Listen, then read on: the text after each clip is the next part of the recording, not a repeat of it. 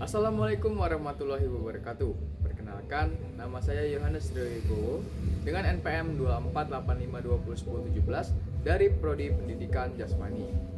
Oke, di sini saya akan menjelaskan tentang apa itu astacita.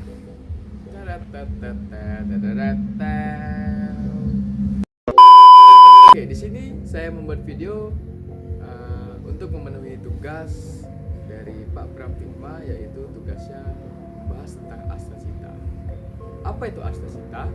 Oke, dari kutipan dari berita di media sosial dan website yang ada, Presiden Prabowo Subianto sedang mengunjungi beberapa negara. Berita perjalanan Prabowo di luar negeri tak lepas dari visi misi yang berupa astacita dan daftar program prioritas. Jadi, apa itu astacita? Oke, sini saya akan menjelaskan tentang astacita dan isi-isi dari astacita. Astacita adalah 8 misi yang diusung Prabowo Gibran untuk mewujudkan visi, yaitu bersama Indonesia maju menuju Indonesia Emas 2045. Kedelapan misi disusun dalam rangka memajukan Indonesia dari segala sisi, mulai pengokohan ideologi, pertahanan, pangan, hingga toleransi antar umat beragama. Oke, itu adalah penjelasan singkat tentang astacita gitu. Dikutip dari laman indonesia.go.id, berikut ini adalah daftar lengkap isi dari astacita Prabowo. Oke, kita akan bahas yang pertama. Yang pertama ada memperkokoh ideologi Pancasila demokrasi dan hak asasi manusia atau disingkat HAM. Kalian pasti tahu tentang HAM, yaitu hak asasi manusia. Di Indonesia ini sudah terdapat HAM sejak dulu, yaitu sejak lama. Pengertian dari HAM juga adalah peraturan yang telah berlaku semenjak manusia lahir itu sendiri. Oke, jadi di astacita ini poin nomor 1 di sini adalah untuk memperkokoh hak asasi manusia, memperkokoh ideologi Pancasila dan demokrasi. Oke, kalian juga tahu bahwa Indonesia ini adalah negara berideologi Pancasila. Ya, semestinya harusnya sudah diterapkan tentang ideologi Pancasila di Indonesia ini. Dan nyatanya masih banyak di masyarakat di Indonesia masih belum mengerti apa itu ideologi Pancasila dan masih meremehkan yang namanya HAM. Yang nomor 2 ada poin memantapkan sistem pertahanan keamanan negara dan mendorong kemandirian bangsa melalui swasembada pangan, energi, air, ekonomi kreatif, ekonomi hijau, dan ekonomi biru. Oke, di poin ke nomor 2 ini adalah untuk memantapkan sistem pertahanan keamanan negara, yaitu di sini program dari Prabowo Gibran ini bertujuan untuk memperkuat negara, yaitu dari segi militer, ketahanan negara, perbatasan, dan lain-lain, yaitu untuk mendorong kemandirian bangsa melalui swasembada pangan, energi, air, ekonomi kreatif, ekonomi hijau, dan ekonomi biru. Jadi harus diperhatikan tentang ekonomi yang ada di Indonesia ini, yaitu yang paling penting adalah swasembada pangan, yaitu adalah untuk mengantarkan makanan-makanan pada masyarakat terpencil, air, sumber energi yaitu listrik dan semacamnya. Yang ketiga yaitu meningkatkan lapangan kerja yang berkualitas, mendorong kewirausahaan, mengembangkan industri kreatif, dan melanjutkan pengembangan infrastruktur. Oke, yang nomor 3 ini sangat diperlukan pada masyarakat di Indonesia tentunya. Karena di poin nomor 3 ini adalah untuk meningkatkan lapangan kerja yang berkualitas. Di kehidupan nyata ini, yaitu di negara Indonesia ini, masih banyak tingkat pengangguran yang sangat tinggi. Jadi poin nomor 3 ini adalah yang pertama untuk meningkatkan lapangan kerja yang berkualitas. Di Indonesia sendiri, lapangan kerja ini sangat sempit dan sangat susah, dan juga sangat banyak diminati. Seharusnya masyarakat ini mendapatkan kerja di negara sendiri.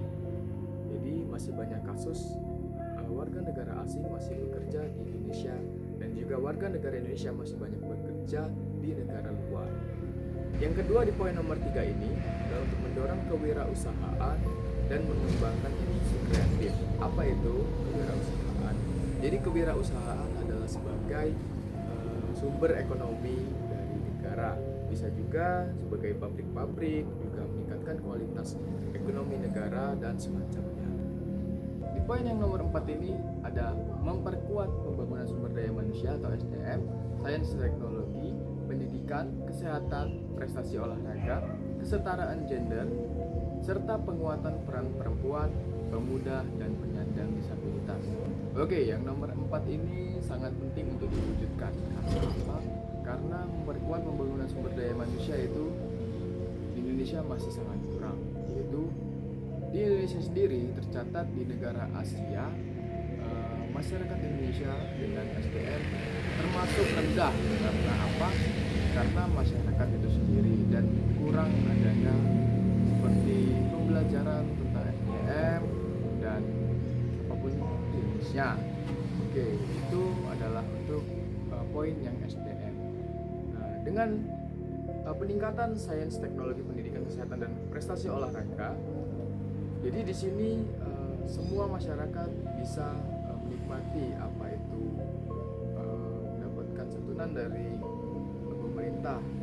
Jadi di sini memperkuat pendidikan di sekolah-sekolah, kesehatan seperti di rumah sakit atau posyandu, puskesmas, dan juga di sini meningkatkan kesetaraan gender serta penguatan peran perempuan. Jadi di sini perempuan sangat diperhatikan dalam Astacita ini. Karena apa? Karena perempuan di sini sebelumnya masih kurang terlibat dalam apapun bentuknya itu ya. Jadi di sini di Astacita ini dibentuklah untuk penguatan kesetaraan gender. Yang kelima adalah untuk melanjutkan hilirisasi dan industrialisasi untuk meningkatkan nilai tambah di dalam negeri. Itu yang nomor 5 ini ada untuk meningkatkan industri-industri yang ada di Indonesia seperti pabrik-pabrik dan juga semacamnya. Yang keenam adalah untuk membangun dari desa dan dari bawah untuk pemerataan ekonomi dan pemberantasan kemiskinan. Oke, yang nomor 6 ini sangat penting ya untuk diwujudkan. Karena apa? Karena membangun dari desa dan dari bawah adalah suatu langkah yang besar menurut saya. Karena apa? Karena di desa-desa itu masih banyak yang belum diperhatikan dari pemerintah.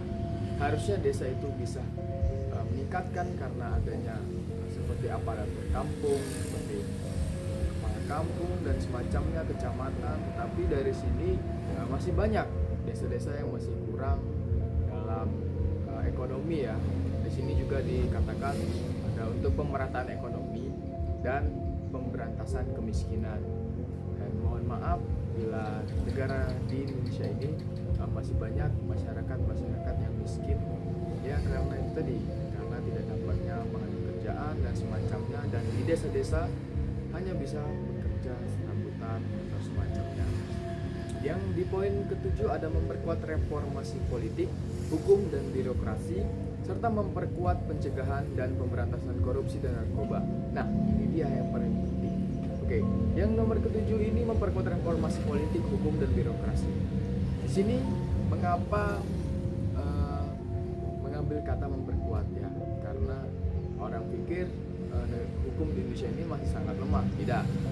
Hukum di Indonesia ini sudah sangat baik ya, semestinya. Tetapi di sini poin memperkuat ini untuk meningkatkan lagi kualitas hukum yang ada di Indonesia supaya tidak ada lagi kelalaian seperti penyuapan yang terjadi. Dan juga di sini ada poin pemberantasan korupsi dan narkoba. 8 ada memperkuat penyelesaian kehidupan harmonis dengan lingkungan alam dan budaya, serta meningkatkan toleransi antarumat beragama untuk mencapai masyarakat yang adil dan makmur. Oke, yang poin nomor ke-8 ini sangat penting karena di sini memerhatikan tentang kehidupan yang harmonis dengan lingkungan alam serta umat antar beragama.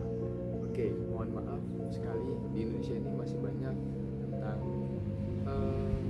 ricuh atau kurang komunikasi tentang masyarakat yang masih ribut tentang perbedaan agama, ras dan suku, di sini di poin nomor 8 ini negara atau Pak Prabowo berusaha untuk merubah pandangan-pandangan seperti itu, dan juga di Indonesia ini banyak akan sumber daya alam dan sumber budaya dan kekayaan lainnya di sini untuk meningkatkan tentang adanya sumber daya Indonesia tadi untuk diangkat sampai ke kancah dunia.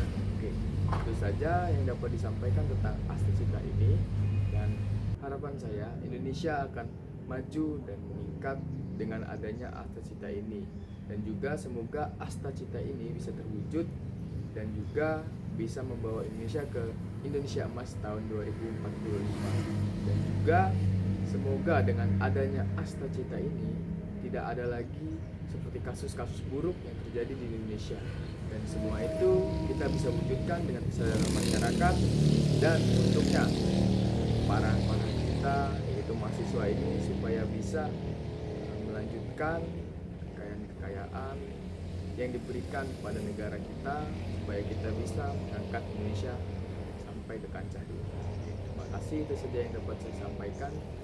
Saya akhiri, wassalamualaikum warahmatullahi wabarakatuh.